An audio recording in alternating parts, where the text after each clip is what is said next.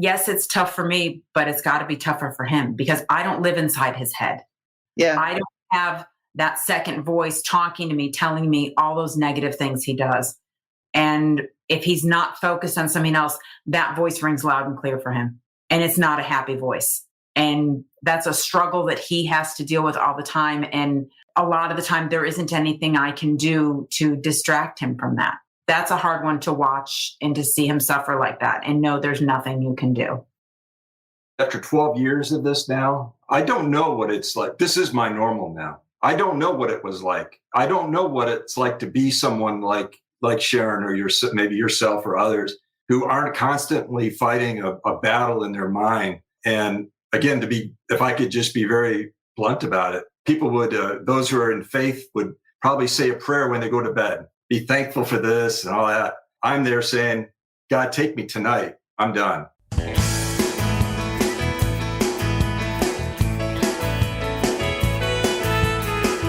Welcome to the Onward Podcast. This is a podcast about facing adversity, moving forward, and discovering ourselves along the way. And I'm Emily Harmon, your host. In this episode, I'm interviewing Navy retired Captain Todd Kruder and his wife, Sharon. And they're talking about what it's like to live with depression. Todd suffers from depression, and I interviewed him before on this podcast, and I'll put a link to that episode in the show notes. In this episode, his wife is sharing what it's like to live with Todd, to live with somebody who's suffering from depression. She's sharing her point of view about how she handles it. And their goal for this episode is to help other people to see that it is possible, but it's challenging, and to just see how they handle it. And I hope that you share this episode with somebody who might need to hear it. And I'm sure that Todd is willing for you to reach out to him, and Sharon as well, because their goal is to help other people. You are not alone. Todd and Sharon are here to help, and there's many other people in this world here to help as well. So please reach out to somebody if you need help, if you're suffering from depression, or if you're living with somebody who's suffering from depression. This interview was initially conducted live and broadcast on LinkedIn, Facebook, and YouTube. So you'll hear me refer to some questions that the listeners posted and Todd and Sharon's answers to those questions. Let's cut to the interview. We're going live. Okay, it's Emily Harmon here, the host of the Onward Podcast, and I've got retired Navy Captain Todd Kruder and his wife Sharon here. And I'm so thankful that Todd and Sharon approached me about wanting to do this podcast episode, because I think so many people need to hear it, especially during this time of COVID, and to just realize that they're not alone, and to know that other people have been through or going through what you're going through, and there's support out there. So thank you both for being here tonight. Well, thank you, Emily. Again, for being a second timer, I appreciate the offer and being part of your Onward movement and everything that you're doing, and all those that are following you as well. It's really encouraging. So you're doing a great thing, and I know I can speak for myself and probably Sharon that we're happy and honored to be here with you. Awesome. Well, for those of you who haven't been able to listen to Captain Kruder's first podcast interview with me, you can go to my website, emilyharmon.com/onward podcast or podcasts. And you can just search on his name, Todd Kruder, or you can find the title, which is A Journey into and Out of the Fog of Depression. And tonight we're here to hear more. We'll hear Todd's story too, but more of Sharon's story. So in my first interview with Todd that I'm mentioning here, I talked about how I met him. We were both working at the Naval Air Systems Command, and Captain Kruder was the executive EA, right?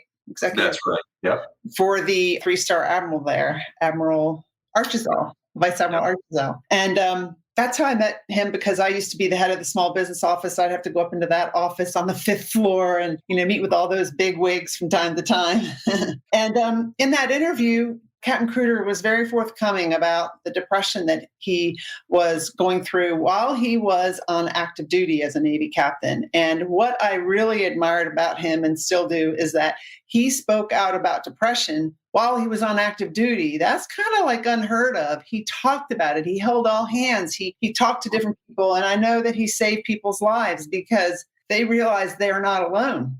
Well, yeah, Emily, at the time, and I don't know I apologize because I don't know what the number is exactly right now. It varies a little bit. At the time, I think it was about 30 suicides from active duty and veterans a day. And for me, anyway, after going through the realization of having that disease, that problem, I tried to turn it on its head in a way. And I think it was really a combination between Sharon, and get into Sharon's side of this a lot more, but between Sharon and I going out and trying to say, hey, what can we do to help others with this? And at that time, my motto at that point was just, I didn't have a number 30 in my mind. I just had a number 1, which was I could stop one person from having commit suicide, ending their life prematurely, of course, obviously. If it was just one person, I felt that was a success. That's one son, one daughter, a husband, a wife, who knows. So during that time, that's really what drove us at that time was I felt, hey, there are shipmates out there who are going through and suffering through the same pains that I was going through. And I felt, hey, if they see somebody out there in the uniform with stripes on the sleeve, maybe they'll step out and say, hey, I need some help. Yeah. Yeah. Admiral Penfeld says hi. You remember him? Yes. Yeah. So in your interview, we talked about the fact that somebody who's depressed doesn't always look like somebody disheveled on the streets, homeless. Somebody who's depressed could be a Navy senior executive, could be a military spouse, could be a Navy captain in uniform. You can't look at somebody and tell if they're depressed. Yeah. And he hides it very well, or masks it very well. Yeah. So how was that for you, Sharon? Because this is not like, oh, he was depressed as a Navy captain and now he's fine, right? Oh, no. Right. So let's hear some things from what you've been through. It's been a roller coaster. I mean, there are days, even still, that I wonder when I come home from work is going, wonder what his day was like and who I'm going to come home to. Am I going to come home to relatively, complacent person? Am I going to come home to an angry person who's shut down? And that's always hard, is not to know what you're walking into when you walk in the door. It's an unknown. And that's 90% of the time, even now, still, that I don't know who I'm going to get when I come home, because during the day I'll get a text. I'm like, oh, he's having a great day. He's, things are going well. When we get home, we'll do this. And it'll be a whole different picture when I walk in the door. So how do you handle that when it's not a good picture when you walk in the door? Do you leave him alone? Do you confront him? Do you talk about it? I mean, what do you Definitely no confronting. Confronting does not solve anything. That's, in my opinion, that's one of the worst things to do is confront. What's wrong with you? What happened? Right. You can't confront. Offer that, is there anything you want to talk about? Did anything, go wrong today that maybe set you off or something happened? 9 times out of 10, he does not want to talk about it. Mm-hmm. It's very difficult, but I do my best to let him have his space. But it's very hard being in the same room, knowing that he's suffering so much, but yet he doesn't want to talk about it and doesn't want to communicate anything. So I'm kind of in the dark. So that's definitely a struggle that I have for me to try and deal with when he's that depressed. Do you ever get to the point where you can talk about it, or you just let it go and go to the next day? Usually it's let it go and go to the next day. So how did it, I know from my first podcast interview with Todd that he was trying to hide it a lot. And I'm sure you felt something was going on, but he wasn't admitting it. He was working really long hours. So, somebody who's depressed can show up as an overachiever. And I learned something new, that there is such a thing called a high functioning depressed person, right there. He can function with this. You look at him from the outside and it's like, he's not depressed. And I'm like, oh no, yes, he is. When he comes home and he takes that mask off and it's him in the house here, him and me are just, the kids, it was just like, oh my gosh, what's wrong? And it was very hard because it's almost like, I don't know if he didn't want to admit that he was depressed. And a lot of it started getting attributed to, well, I worked really hard today. It was a really long day. I'm just tired. And when he was working, there'd be nights he wouldn't get home until 7:30 and then eat dinner. And then he'd be in bed by 8:30 because he'd be up at 4:30 in the morning so he could go to the gym. Right. Going to the gym was why don't you talk about that, Todd? I was going to say, going back to a couple of thoughts there, from my perspective anyway on it, is for my depression, words that I would use to describe it is it's one of the most evil, dark, debilitating, deceiving diseases out there. It feeds on loneliness. It feeds on pain, pain mostly inside yourself. But others, if I see other, that's quite fine too, because that solves two things at once. Is I'm feeding off that pain. Now, so I get that separation from someone who I don't want anyone near me anyway. So it is just one of the darkest forms. I think it was St. Augustine or whatever, he'd said that evil is simply the lack of good. I would have to say that depression is simply lack of any other emotion, period. And I would say, and not that I'm a Star Trek fan at all, but I mean, I like the episode. I'm not a Trekkie, but for a lot of people, you hear about the cloaking device and stuff like that in these Star Trek films, and you can only sustain that power for so long in that show, right? A lot of times, that's the way it is with me. Is I can put that cloaking device on, I can put that happy face on, and what's even worse is when Sharon hears me in that, and she knows I'm depressed. I'm pretty bad off, but he covers it really well. If you were in the other room, you heard me, it would be, oh, he's fine, normal. But she knows. She's been been around with it, and so it's hugely painful, I guess, because a lot of times that energy, I've expended it all day. So what happens when I get nothing? When we merge again as a unit at the end of the day, she gets nothing. I have no energy left. I'm exhausted. I've done it all. I want nothing more when I'm in what I call regression, a regressed phase of the depression, where I mean by that is when I'm in a deep depressional phase, there's nothing, and there's nothing left. There's no more of that happy person, normal, if you want to call it that. Yeah. So I just wanted to add that in there, just again, to kind of bounce off different. And what she says too, it's interesting because she notices a lot, like when you mentioned, like when you come home, what do you do? Do you confront him? Well, she knows not to confront me because she knows that all that's going to do is just drive me away further and further. And I want my logic at that time when I'm in one of those modes is not to bring someone closer. It's to bring the people further away. I want it's to push them away. Push away. Yep. Sharon, how do you take care of yourself? I've found solo activities to do. I puzzle a lot because puzzling gives me a place to focus. It gives me something that I can do be in the same room with him, but I don't have any interaction with him, and I can puzzle and I can focus on that. He'll have the TV on in the background, and it basically coexists in the same room because he doesn't want to open up, doesn't want to talk. And I'm there if he changed his mind and would want to talk, which I'll be honest with you, very rarely happens. He doesn't want to talk about it, doesn't want to bring it up. And that's part of the depression, the whole negative thoughts. Even when I can get him to respond, I say, what is it that's going on in your head right now? What are you thinking? 9 times out of 10, it's negative. It's, I didn't do this, or I can't do this, or this, really, I'm not happy. I'm not, and it's all negatives. And that's very hard to turn around and find a positive to. I mean, I try to be like, and my biggest thing lately has just been that when I hear all the negative talk is that it is the depression talking. It's not you. It is your depression, and your depression is winning, and you've got to do your best to fight the depression. And I can only imagine how much it sucks, but he's got to fight that to keep going. And I told Sharon, it's like a nuclear reactor. It feeds off the negative. It pushes away any positive. I could look around the room right now and look at all the things and remnants and memories that folks would be like, how could you be depressed? How could you none of that matters. None of it in the logic, in the depressive logic, if you will, or the logic within depression, none of that matters. She can't understand. It's like, I just don't understand. Why don't you just do this? And it would be like, I don't know. Why don't you just go run a marathon?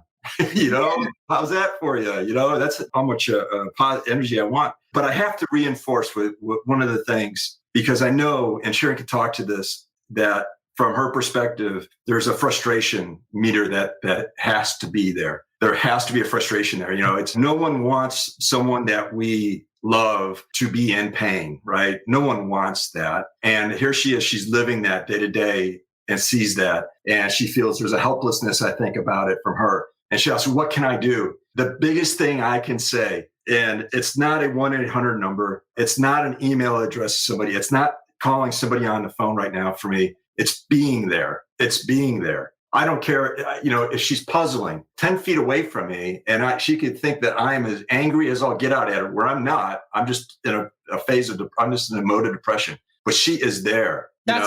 You don't want her to go to the bedroom or go salt somewhere. Honestly, even that, for me, even if she was up in the bedroom, even if she wasn't there, that I know she is there. She is in the house. If she's there. I prefer it. Of course, I'm like, it would be like, hey, that's the preferred. But even if she had to go upstairs or whatever in the house, all I can say is that in my state, anyway, with my depression, a person like that, you can get very frustrated. I can feel very fast, I think, and I don't want to speak for her on this, but we've talked about it. And I think that it goes with anything, addiction, depression, the mental illnesses. If you struggle to figure out what it is you could do for that person, sometimes it's as much as just physically being there or just being there. She'll put her hand on me or something like that, that physical touch. Well, she knows that I will pull back, but it's there. It's there. So it's not anything philosophical. It's nothing that you can read out of a book to tell me or anything to make me feel better. It's just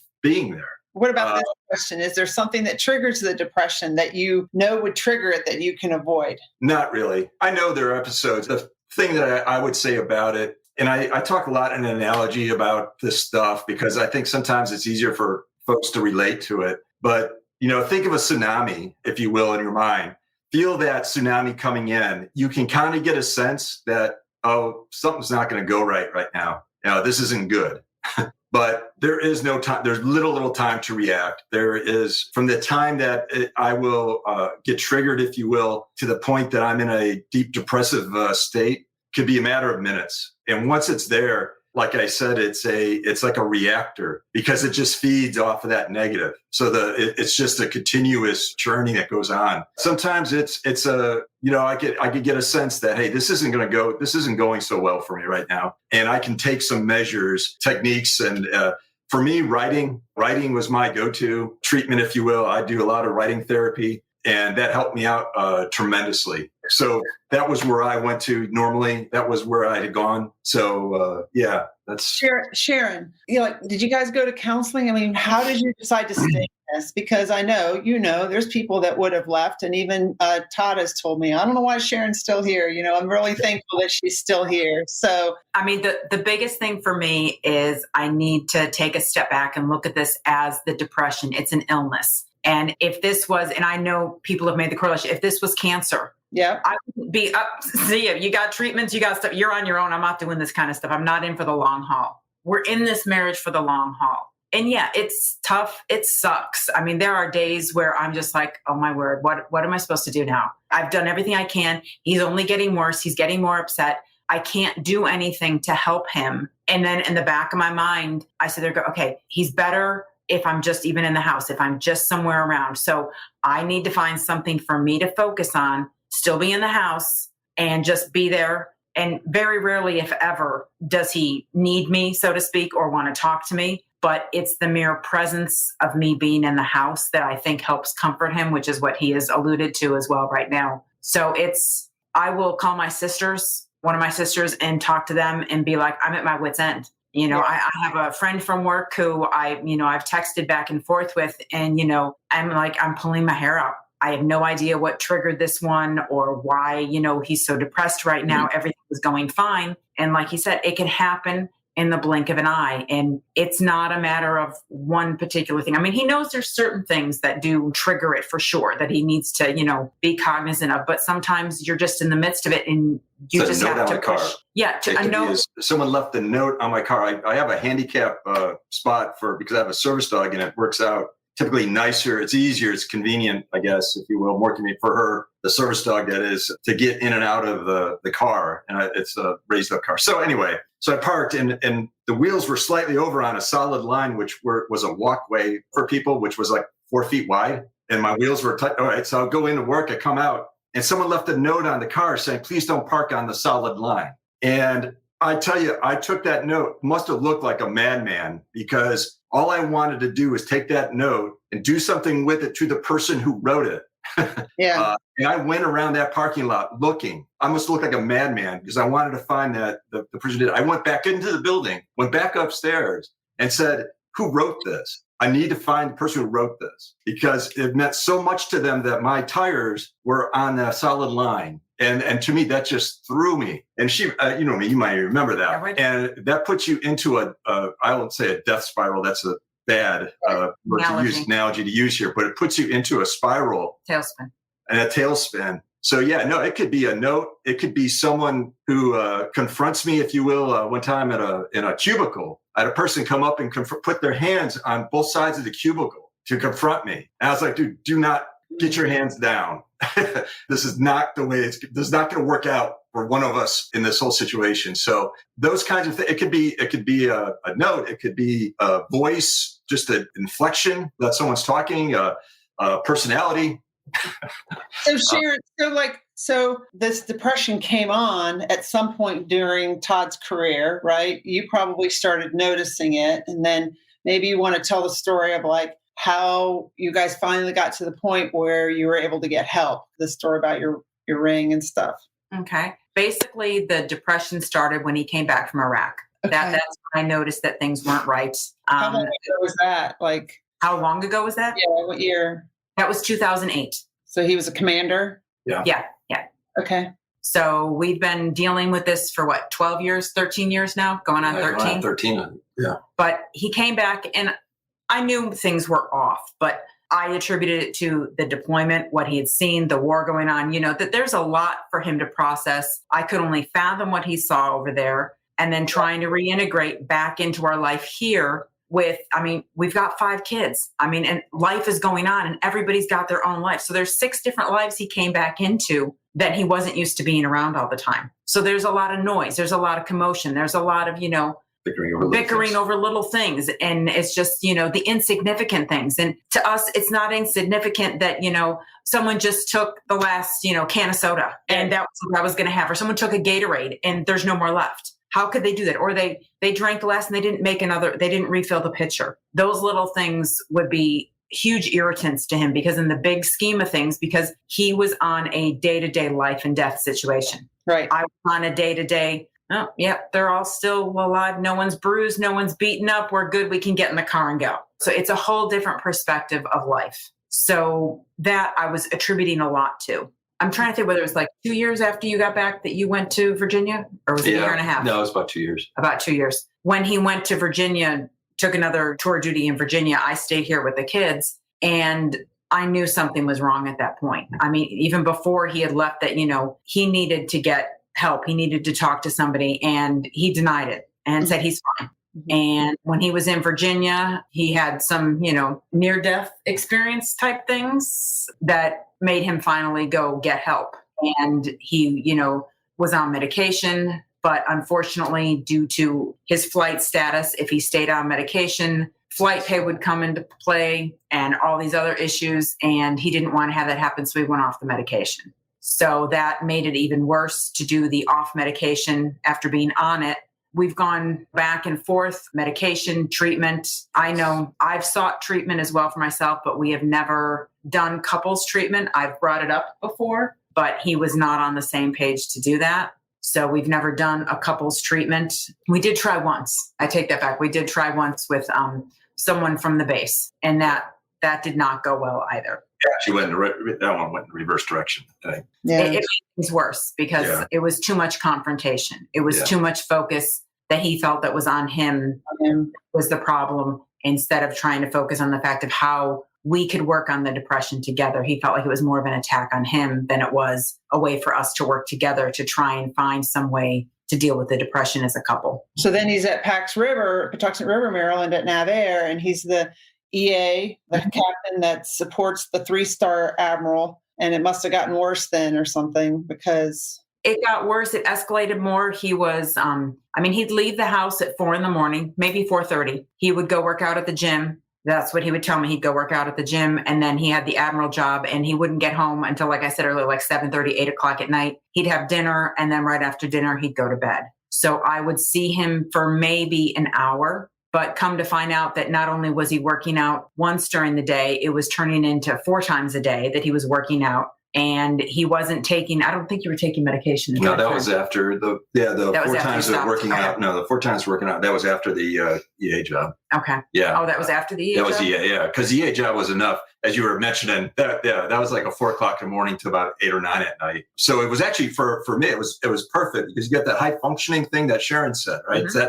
That was high functioning, perfect. That was a great fit for someone who had the issues that I had, because I could be functioning for over half a day, 14 hours. And she'd only see, me for a little bit, a brief second. Right. And then on the weekends, which were classically terrible, but because he wasn't busy. Yeah. And in my opinion, he lived inside his head. He lived inside the negative thoughts and could not get out of those negative thoughts on his own. He needed the distraction to become the work, to be that distraction and to be that focus. And even still today, he likes to have, several different things going on and does not like downtime. Whereas for me, I like my downtime. I mean, I was used to being, constantly on the go with the kids. And it's like, all right, Mom, I need to go here. Mom, I need to go there. And it was now to the point where I'm like, okay, the kids are all driving. They can take themselves wherever they need to go. And I only need to go like if it's a parent function or a game. So my role is,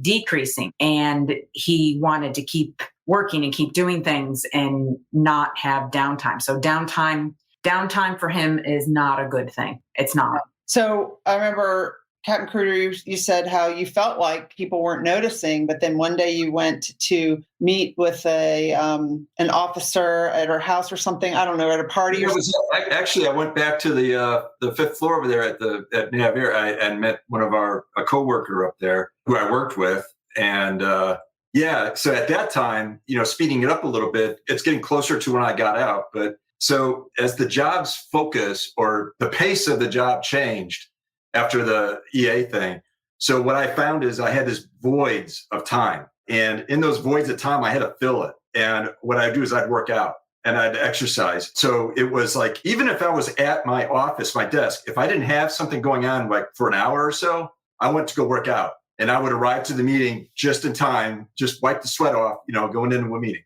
Well, that over time, and then with lack of substance of food, started, basically I was self-destructing, I guess, in a way. I was just became very gaunt. Yeah, very looked gaunt. Like he had cancer. I mean, he looked sickly.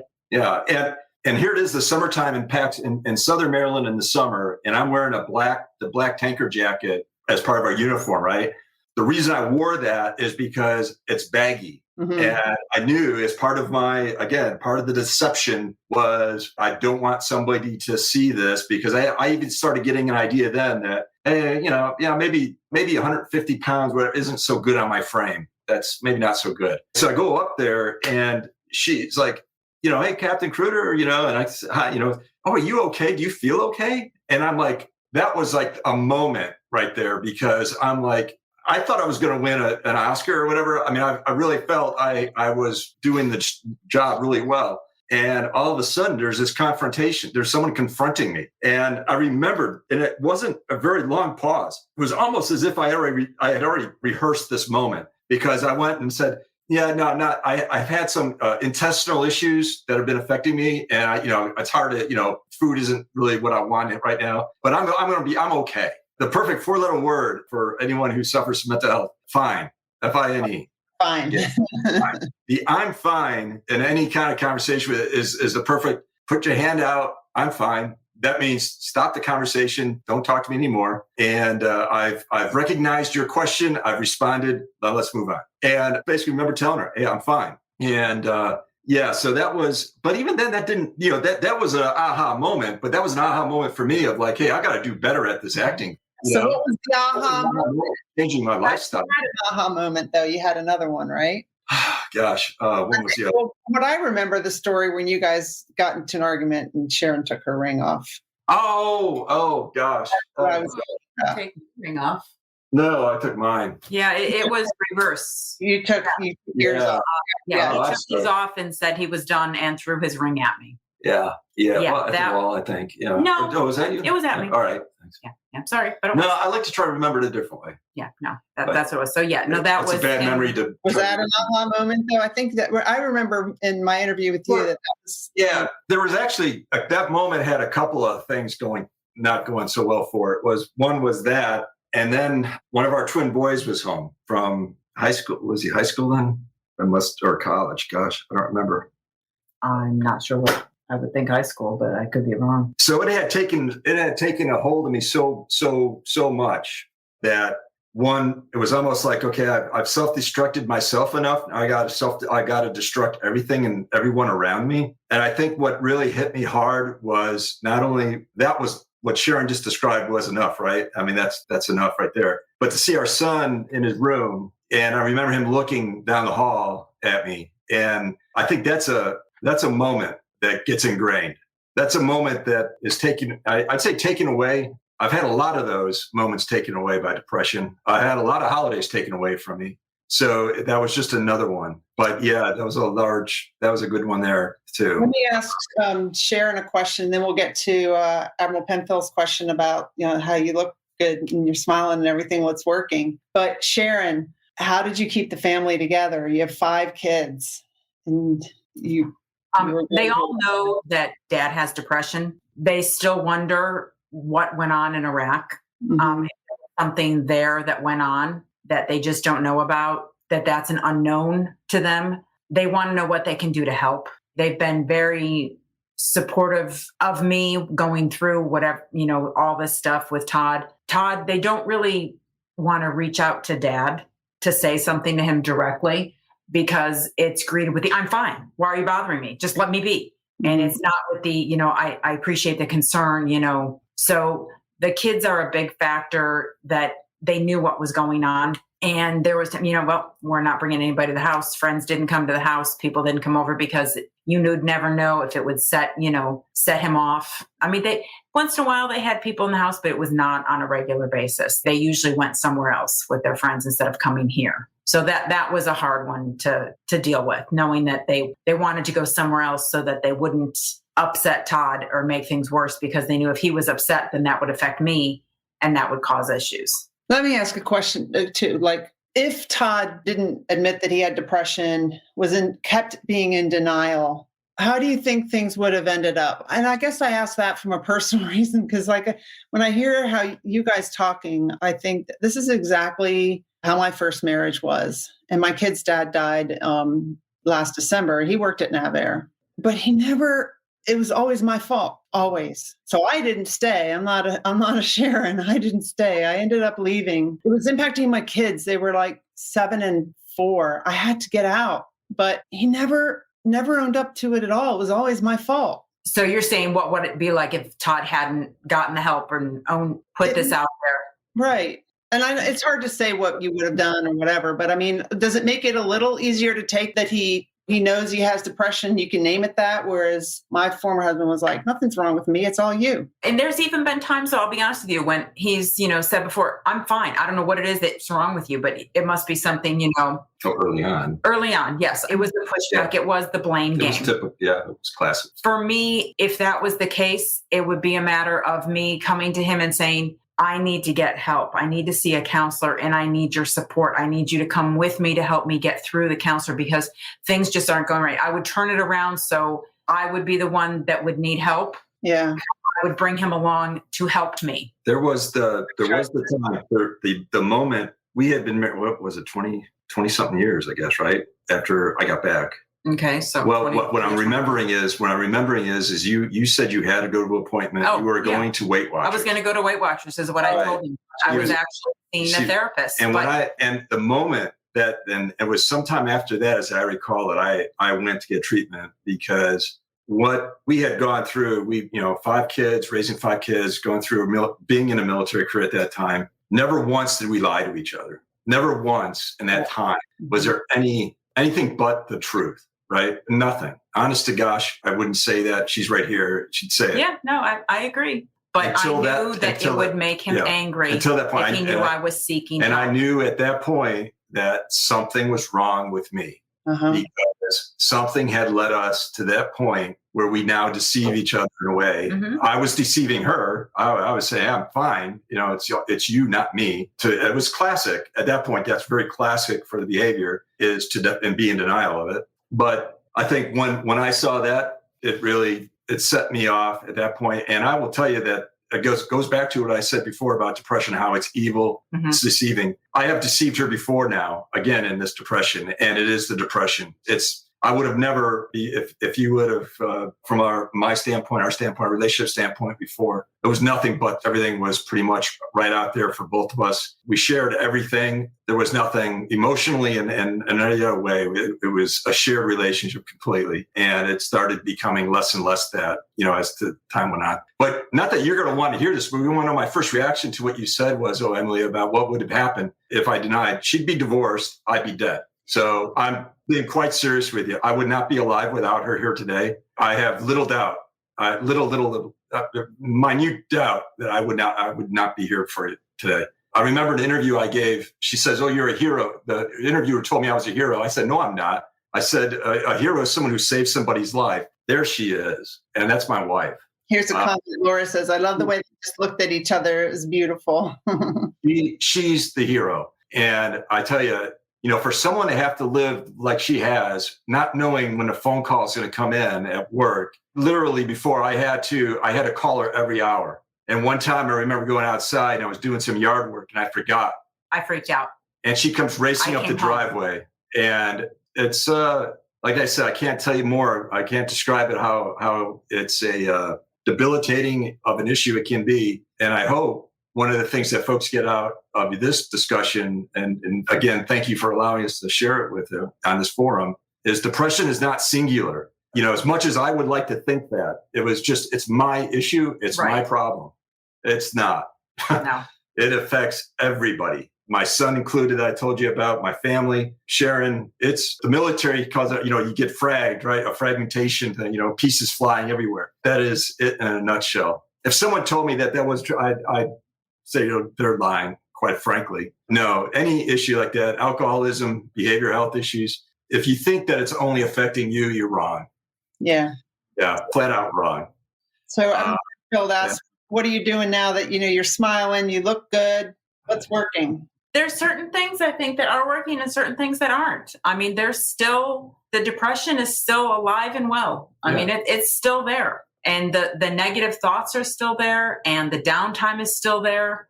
And I see him struggle with it still. It's not done and over with. And it's not for us, it's not a matter of it's to the wayside. Things are going well. I mean, it's been there. It's a recovery. It's an ongoing process. It's like addiction. It has a lot of characteristics very similar to that. And like I said, when I work with folks in addiction counseling, the term like to use most often was, how long are you in recovery for? Because there's going to be a relapse, right? But it's recovery time. So, and the thing is, this can be the face of depression right here. This is, you're looking at it. And me. You're looking at it. You're seeing it right here. Someone smiling, looks happy. It doesn't mean that they are, don't suffer from depression. Because I do from time to time. I actually was on depression medicine and I went off it when I retired. So yay, I'm able to do that. But I mean, you can't look at somebody and tell. It's deceiving. And the worst part about it, it's an enemy that knows you the best. Playing an enemy that knows you, it knows all your weaknesses. It knows you so well. And what enemy knows that, right? I mean, it knows every bit about you. And for me anyway, I know there's, I forget what the percentage is for treatment resistant. It's a small percentage. I can't remember the actual 10% that have resistant depression. I've been told it was, what I have, or what it is, they've classified as treatment resistant, which is okay. I after 12 years and all the different treatments, I guess I have to admit that there's some truth probably to that statement. There's a lot of acceptance that has to go on. So I'm glad. The appearance is there. I'm glad for that. This is therapeutic. So again, for me, and you will notice too, is for me, my therapy is help others. I'll do whatever. If someone else needs help, I'm there. Yeah. But he can't help himself. But if you tell me to go and do some, I don't know, whatever. Therapy meditation. I don't know nothing about it. No, nothing. I don't. But if I can help, then I'm there. I want to do that. So Sharon, here's the good question. And both of you can answer, what's been the greatest joy you've experienced within all of these challenges, individually and also as a couple? That's a good question, Laura. I'd have to say as a couple, probably, the kids have been nothing but outstanding. It's been a joy to watch them grow and watch them develop and see the lives. Everybody has got a significant other at the moment. Everybody else, all the kids are, in good jobs, good careers. They're happy, they're adjusted. And that to me is a great joy because I feel like we did something good. They're productive society members and they're great people. So that to me is a huge joy. Yeah. Individually, probably being able to survive single parenting 5 kids when he would be on deployment. And I know that there's days, and my kids will even joke that there was, days of the week were assigned seatings. And you knew if I called out a day of the week, you knew exactly where your seat was in the car. And it was, very much that they knew what to expect and I knew what to expect. And it was good. A lot of routine. A lot of routine, but it was definitely something, that look at what I did. I was able to do this. I was able to survive with 5 kids, single parenting, and no one was hurt. No one was injured. And knock on wood, I don't know how I ever managed it, but not a single child ever broke a bone. We had sprains, we had fractures and teeth issues. Yeah, broken teeth, but no bones. How do you make it through seriously with 5 kids, 4 boys, and no broken bones? I did something good, Yeah, you sure did. That's awesome. You should, that's awesome to celebrate that. Yes. What about you, Todd? Would you agree with that answer? Yeah. Yeah. Any individuals? About what? Any individual joy? Joy? Before the Depression? The biggest joy, I wouldn't call it joy. Joy, the word doesn't resonate really good with me lately. But I think that for now anyway, and this is a weird way to answer that question, but for the most part, I spend it, if you think about the Great War, World War I and it was a trench fighting warfare. And in that trench fighting warfare, there were 2 sides of the enemies, right? They were in these trenches. And in between was called no man's land, which I guess they would have had to change that term today, but it was called no man's land, right? And I lived there. That is where I am. And one side is, I'm going to be, if you don't mind, I'll be frank, it's death. The other side is relief from that. That's where my family is at. I'm in the middle, and I often am just somewhere in there listening, waiting and hearing which side am I going towards right now.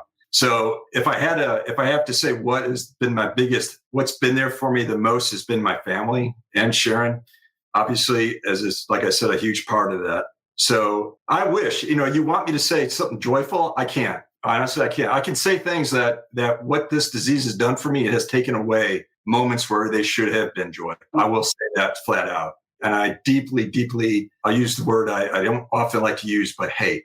I hate that. I hate the fact that I've had times taken away from me. So what I look forward to though is working just the next day. And I get to wake up with Sharon there by my side to get through each day. So that's the biggest thing for me right now. It's just, it's been family, but I don't know. I'm not going to be here to tell you that there's joy with this disease. There has been no joy of this disease for me at all. So no, but I live in a state of moments of normalcy, but that's the biggest thing I get to look forward to. So what do you, on your life, 100%, what's the percent of, that you feel is more normalcy compared to being depressed? For me, we were just talking about this the other day. Honestly, after 12 years of this now, I don't know what it's like. This is my normal now. I don't know what it was like. I don't know what it's like to be someone like Sharon or maybe yourself or others who aren't constantly fighting a battle in their mind. And again, if I could just be very blunt about it, people would, those who are in faith would probably say a prayer when they go to bed, be thankful for this and all that. I'm there saying, God, take me tonight. I'm done. Those are that's a prayer of depression. So that's the kind of thing that a person with depression goes through. And that is the normal, that fighting those thoughts, being on the constant ready, if you will, for that is my normal. I don't know what that feels like anymore, not to have that. It's just, that is my normal now. So it's not the happiness thing and people are thinking, but it's reality. It's my reality. Yeah, that's why you wanted to do this, because you wanted to show and talk about what it's like. And Sharon, you wrote a book, A Journey into the Fog of Depression, a military spouse's experience, that people can get from Amazon. So how was it a little therapeutic writing that book, or? I'd have to say probably no. For me, it was more something I didn't really want to do, but I knew that Todd wanted to do it. Mm-hmm. And something with him with the writing that he really wanted to put forward and put out there. So that's why it was done. It's not, the whole depression piece is not something I easily talk about, because I guess I don't want to be looked at as, oh, well, I've got all the answers. You're living through this. You can have it. I don't know. It's one of those things, like people say, I'm doing the best I can and making the best decisions I can and hoping that it helps. I think that helps for you to say that, because I don't know exactly what you guys are going through, but you guys know that, my son, my hair is like going crazy, but you guys know that my son suffered from alcoholism. So I can kind of relate to what you guys are going through a little bit, how helpless it feels when you can't fix them, that you can't help them. And so in sharing with other parents and helping them see that it's not their fault and don't put that all on you, that you can fix them. Those are the kinds of things that I think it helps for people to hear from you, Sharon. So I'm very thankful that you're here sharing that, because I know how hard it is to feel helpless. Yeah. Yeah, it is. It's tough. But part of it as well that I look at is that, yes, it's tough for me, but it's got to be tougher for him, because I don't live inside his head. Yeah. I don't have that second voice talking to me, telling me all those negative things he does. And if he's not focused on something else, that voice rings loud and clear for him. And it's not a happy voice. And that's a struggle that he has to deal with all the time. And a lot of the time, there isn't anything I can do to distract him from that. And that's a hard one to watch, and to see him suffer like that and know there's nothing you can do. Yeah. So Todd, you went and got, we can wrap this up. If anyone has any more questions, they can put them in the comments. But you went and got a degree in social work, right? Yeah, I did. Because part of my upbringing, if you will, my naval career was at the very beginning, and then was being a naval flight officer. One of the things we went to school for is navigating. And because of that instinct, I guess, that is ingrained in you, and even in just as in naval aviation alone, as a pilot or foe, you are constantly filing a flight plan. You have to understand where you are, where you're going, when you're going to get there, and the points in between. And I have to say that in my therapy that I had gone through, none of that was clear to me. None of it was put out before me. And I needed to understand, where is this therapy going? What am I trying to accomplish? When am I going to get there? What's my ETA, for that point? And again, it goes back to just the flavor, if you will, of depression I had, which was the high performing kind of type of depression. I said to myself, I can go get a degree in this. I can go figure this. I can go study this. I can get busier. And be busy at the same time. Yeah. Yeah. Yeah. I'm not doing anything between 5 in the evening and 9 o'clock at night. I can go study. Yeah. So I did. And that's what I did. And I wrote papers. So I not only was able to have gone through cognitive behavioral therapy, I wrote papers on it. So I understand it. So when people want to talk about science, I can talk about that all day long.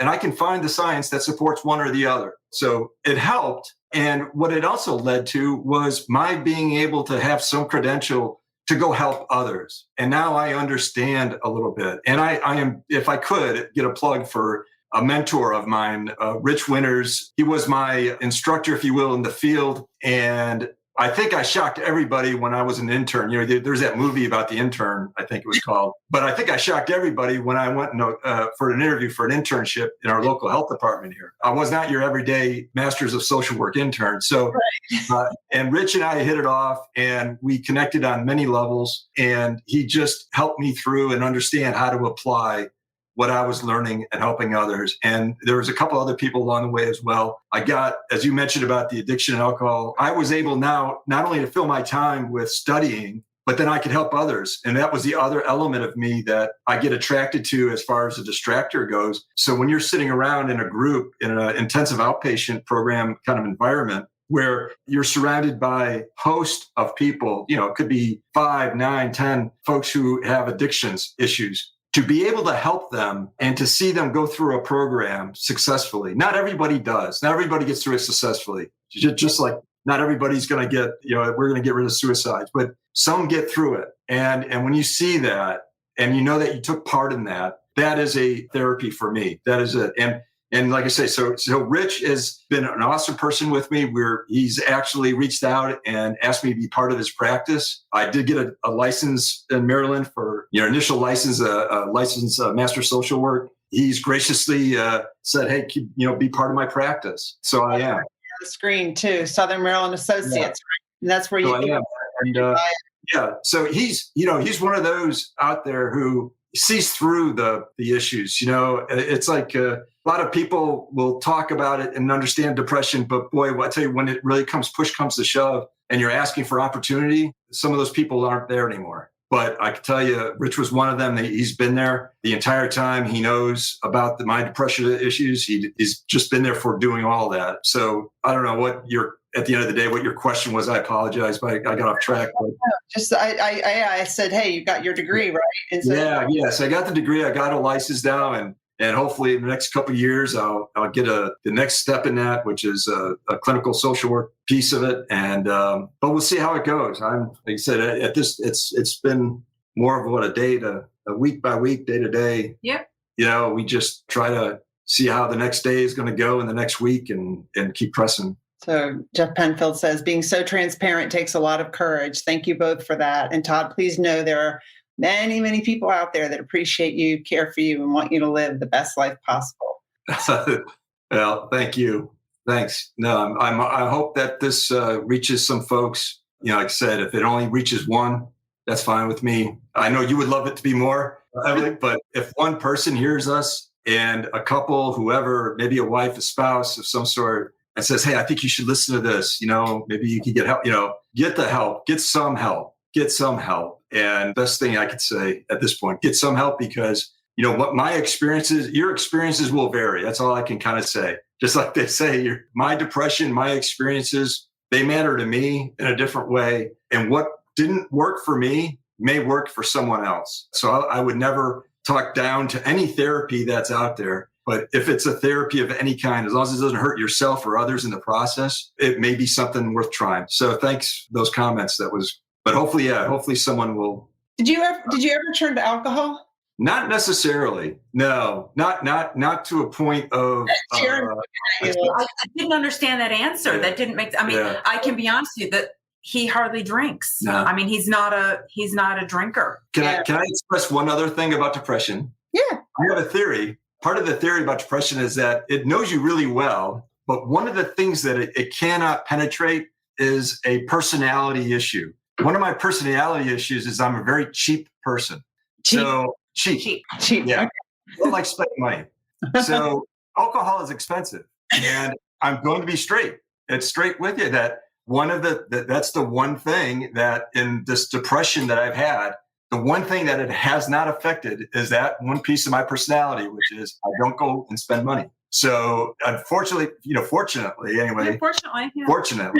now alcohol has not been I've not reverted to alcohol. So, but yeah, no, it's a great question, because I think what you'd find is that answer I just gave is probably more in not the ordinary response. Yeah, it's not typical. Yeah, I think you would probably find that there's, more so than not. And at least I did in my own experiences with alcoholism, you also have that comorbid with depression and anxiety, right? Right. So a lot of times, so the combination of those things, very typical. But yeah, I could say at this point, no, that hasn't. Great question.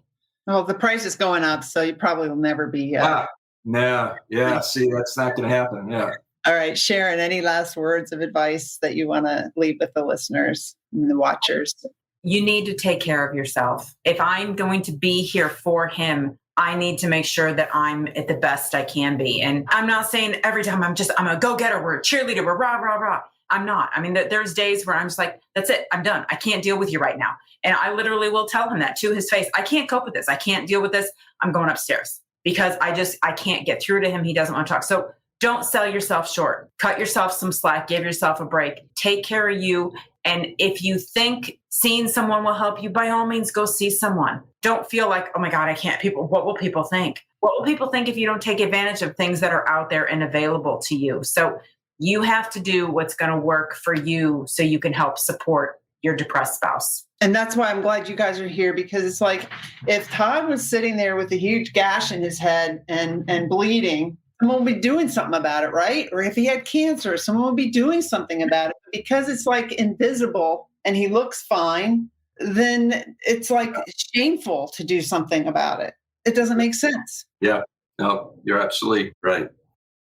Todd and Sharon, thank you for being my guests on the Onward podcast. And thank you for being so vulnerable and transparent in sharing your story. I know this episode is going to help many people. And if you've listened to the end, all the way through to the end of this episode, I appreciate it. I know it's a long episode, but it's an important one. And I know, especially during this time of COVID, there's a lot of people suffering from depression. So please share the episode, help others realize there is help, there is a way forward, and they are not alone. If you'd like to learn more about me, you can go to my website, emilyharman, HARMAN.com, and you can read up about me. You can learn about the coaching programs that I offer, and you can schedule a meeting with me. I love to meet with my Onward podcast listeners, so please schedule a meeting and let's talk and let me know how I can help you out more with this Onward podcast.